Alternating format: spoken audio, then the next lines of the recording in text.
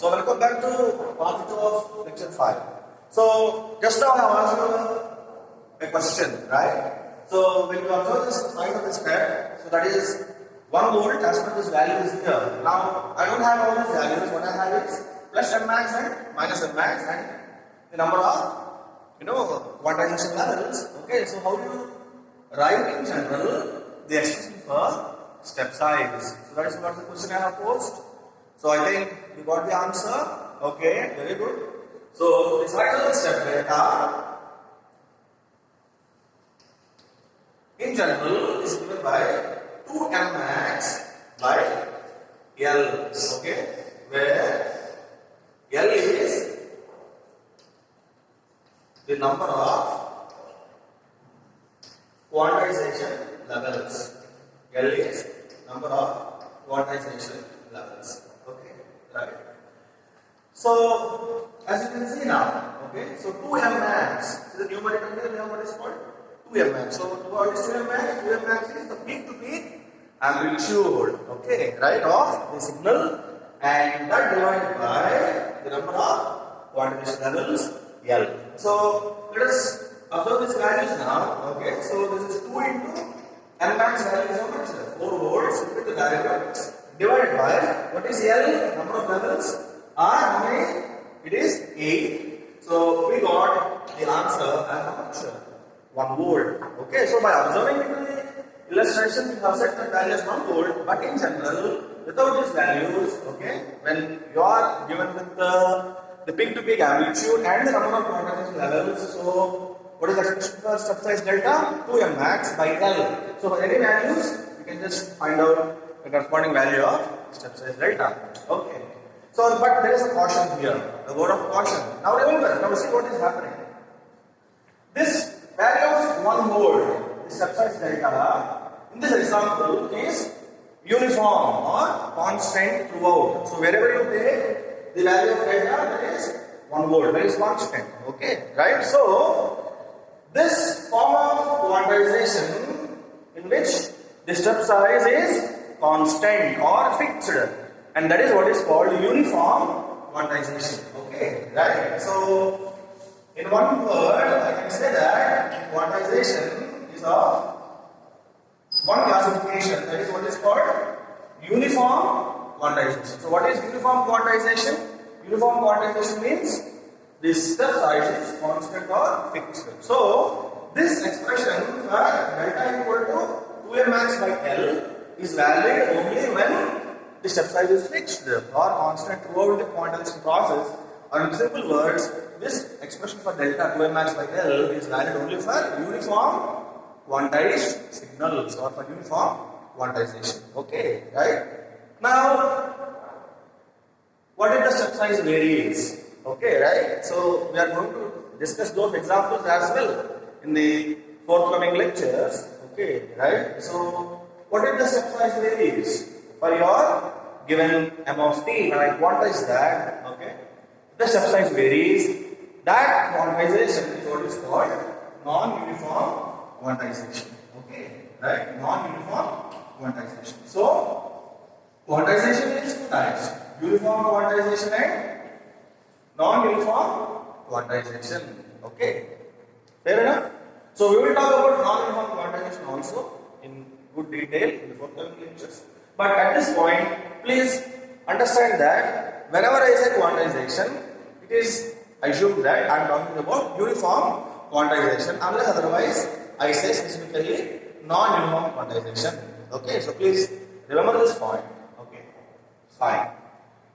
So now, once we have found out what is delta and what is uniform and non-uniform quantization, the next thing that we will move on into this discussion here in quantization by looking at this example is, now here we have another important thing that we have to consider, that is what is called the quantization error. Okay, the quantization error, right? So what is this quantization error? Okay, that's what is our discussion now. Now you see, The entire principle of quantization is based on rounding off the sample values to the nearest quantization level. Now, when you are rounding off the sample values to the nearest quantization level, we have a difference between the actual sample value and the round off value. Okay. So that difference between the actual sample amplitude and the rounded off value, and that difference is what is called the quantization error. Okay, right? So we will denote this quantization error as some QE. Okay, right? We denote this QE. Now, what is this range of the quantization error? Okay, right? Now, when you look into this quantization, can you just think for a moment and tell? I'll give you this hint. Okay, when delta is step size, what is the range of the sample values of the quantization error? So that's the question I am posing. So pause the video for a moment, think about the answer and get back. Okay, right? Okay, so if you have got the answer, fair enough. This quantization error, okay, will always lie in a range from minus delta by 2 to plus delta by 2. So the sample values of the quantization error always lies or bounded in the range from minus delta by 2 to plus delta by 2. And this again is for which case? Uniform quantization. Okay, right? That means the step size is constant. So now you see here the point how this minus delta by 2 to plus delta by 2 is arrived at. Okay, we take this simple example. Already we have these values, so you can verify that with this simple example, right? So let us take a few sample values. Okay, so I am just putting a table sample values, then quantization values or quantized values, and the other one is quantization error. Okay, so this I am explaining for minus delta by 2 to plus delta by 2. How the sample values of quantization error are bounded in minus delta by 2 plus delta by 2. So what we are considering now? The sample values, quantized values, and the corresponding quantization error. So let us take one interval. You can choose any interval of your choice and you can observe. Okay, I am choosing, let us say 1 to 2 volts. Okay, this interval. Now, if the sample amplitude is 1 volt, okay, right? So to which value will you round off? You can round off 1.5 or 0.5. I have just told now. So because I am considering this interval 1 to 2 volts, I am taking the quantized value as 1.5 volts. So that means what's the difference between the actual sample amplitude and the quantized value? Okay, right? So that is what is the quantization error. Difference between the sample amplitude and the round off value. Okay. So now this is how much? Minus 0.5 volts. Okay. Now let us assume I take 1.3 volts. Okay, right? I have infinite number of amplitude levels here. So I am considering only few. Okay, right? Because there are any values, any interval you can observe. So 1.3 volts. Again we are rounding off to which value? The nearest quantity level is 1.5. So what's the difference between this sample, actual sample amplitude and its round off value is how much? Minus 0.2 volts. Next, I take the sample amplitude of 1.5 volts. So 1.5 volts, we are rounding off to 1.5. This is how much? 0. Okay. Next, I consider say 1.8 volts. Okay, sample amplitude. You round off 1.8 volts to which value? 1.5. Now what's the difference here? Plus 0.3 volts. And then I consider 2 volts. Okay, the sample amplitude 2. And 2 volts, I can round off which value? 1.5 or 2.5. Okay, right? So because we are considering for 1 to 2 volts. Let us, round off these 2 volts to which value? 1.5. So how much are getting now? Again, the difference is plus 0.5 volts. So that means in the interval from 1 to 2 volts, when you have the infinite number of amplitude levels, all these ample values are around which value? 1.5 volts. And then when you observe the quantization error, the difference between the actual sample amplitude and its round off value, that value is from minus 0.5 to plus 0.5 volts. And because delta in our example is how much? 1 volt. So that means this range of the quantization error is from minus delta by 2 to how much? Plus delta by 2. So that is what we have shown here. Okay, right? So this is valid for any interval that you choose and observe. Okay, and that too only for uniform quantization. Okay, so minus delta by 2 to plus delta by 2. So any interval you take and observe this error, so that should be from minus 0.5 to plus 0.5. Or other words, minus delta by 2 to plus delta by 2 because delta is 1 volt in this particular example. Okay, right? So now, one more question here. Now you see, whenever you perform quantization, definitely you will have this error because we are converting continuous amplitudes into discrete amplitudes by rounding off these ample values. Okay. So quantization error will be present. Now you see what happens now within a quantizer when it is generating quantization error. In other words, that quantization error translates into what is called quantization noise. Okay, right?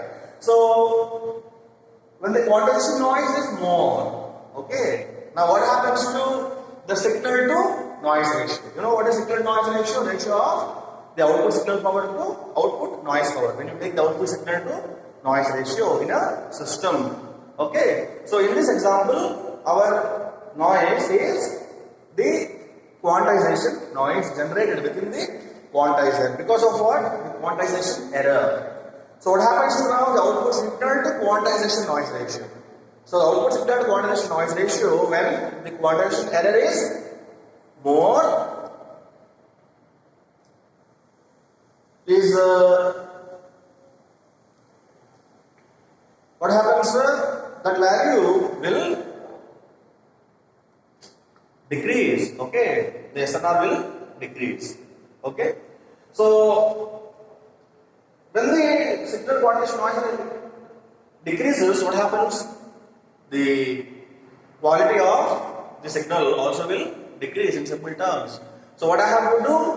We have to reduce the quantization error, or in other words, we have to reduce the quantization noise.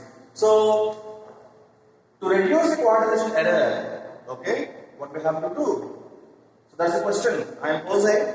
Okay, so pause the video for a moment and think about the answer for this example. Okay.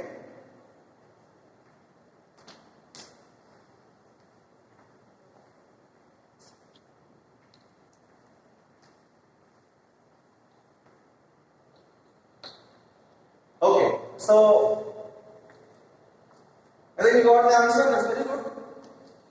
Okay. So if I want to reduce the quantization error, what you have to do? We have to decrease the step size. Okay. So how do you decrease the step size?